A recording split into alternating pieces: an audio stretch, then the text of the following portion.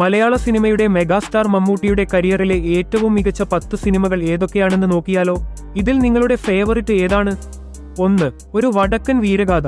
ചന്തുവായി മമ്മൂക്ക നിറഞ്ഞാടിയ ഈ ചിത്രം മലയാളത്തിലെ എക്കാലത്തെയും വലിയ ക്ലാസിക്കുകളിൽ ഒന്നാണ്. 2. അമരം. കടലിന്റെ മക്കളെയും അവരുടെ വികാരങ്ങളെയും ഇത്രത്തോളം മനോഹരമായി അവതരിപ്പിച്ച മറ്റൊരു നടനില്ല. 3. മുന്നറിയിപ്പ്. സിസ്റ്റർ കെ രാഘവൻ എന്ന നിഗൂഢമായ കഥാപാത്രം മമ്മൂട്ടിയിലെ നടന്റെ വിശ്വരൂപമാണ് കാണിച്ചുതന്നത്. 4. ന്യൂഡൽഹി. പരാജയങ്ങളിൽ നിന്ന് മമ്മൂട്ടിയെ സൂപ്പർ താര പദവിയിലേക്ക് തിരികെ എത്തിച്ച ഐക്കണിക് ക്രൈം ത്രില്ലർ.